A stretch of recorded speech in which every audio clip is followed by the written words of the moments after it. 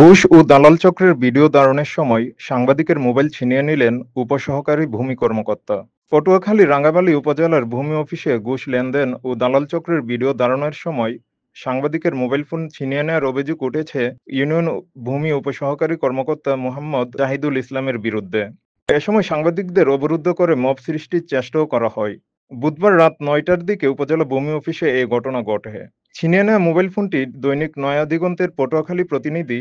ঘটনাটি নিয়ে তিনি রাতেই রাঙ্গামালী থানায় লিখিত অভিযোগ দায়ের করেন। অভিযোগে উল্লেখ করা হয়, ইউনিয়ন ভূমি উপসহকারী কর্মকর্তা মোহাম্মদ জাহিদুল ইসলাম তার নিজস্ব দালালের মাধ্যমে নামজারি এমপি ১৪৪ ও ১৪৫ মামলার প্রতিবেদন, অনলাইন ভূমি উন্নয়ন কর ও হোল্ডিং অনুমোদন সহ বিভিন্ন ভূমি সেবার জন্য সেবা প্রত্যাশীদের কাছ থেকে সরকারি নির্ধারিত ফি এর কয়েকগুণ বেশি ঘুষ নিতেন। রাতের বেলায় এসব লেনদেন বেশি হয় বলে ভুক্তভোগীরা জানান। নয়াদিগন্তের প্রতিনিধি মাহমুদ হাসান বলেন, ভুক্তভোগীদের অভিযোগ যাচাই করতে গিয়ে দেখি আলামিন নামের এক দালালের মাধ্যমে ওই কর্মকর্তা টাকা নিচ্ছেন। ভিডিও ধারণ করতে গেলে তিনি ক্ষুব্ধ হয়ে আমার মোবাইল ফোনটি ছিনিয়ে নেই। এর আগেও তার বিরুদ্ধে তরমুজ চাষীদের কাছ থেকে চাঁদা নেয়ার অভিযোগে সংবাদ প্রকাশ করেছিলাম। তখনও তিনি টাকার মাধ্যমে আমাকে প্রভাবিত করতে চেয়েছিলেন। সম্ভবত সেই ক্ষোভ থেকেই তিনি এ কাজ করেছেন। বিজয় টেলিভিশনের রাঙ্গামালী প্রতিনিধি এ.কে.এম. রাকিব হোসেন বলেন, ঘুষ গ্রহণের ভিডিও ধারণ ও দালালের বক্তব্য নেওয়ার সময় ভূমি কর্মকর্তা নয়াদিগন্তের প্রতিনিধি মাহমুদ হাসানের মোবাইল ফোন ছিনিয়ে নেন।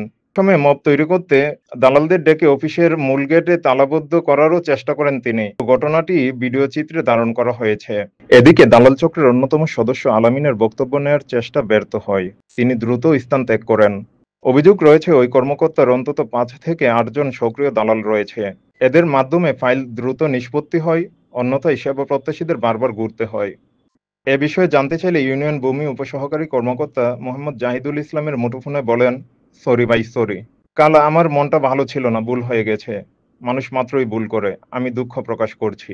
রাঙ্গামালী থানার ভারপ্রাপ্ত কর্মকর্তা মোহাম্মদ শামীম হাওলাদার বলেন, নয়াদিগন্তর সাংবাদিক মাহমুদ হাসানের মোবাইল ছিনিয়ে নেওয়ার বিষয়ে লিখিত অভিযোগ পেয়েছি, তো করে আইনগত ব্যবস্থা নেওয়া হবে। উপজেলা নির্বাহী কর্মকর্তা রাজীব দাস বড়কায়েস্ত বলেন, ঘটনার তদন্ত শুরু হয়েছে। দোষী প্রমাণিত হলে অবশ্যই শাস্তিমূলক ব্যবস্থা নেওয়া হবে।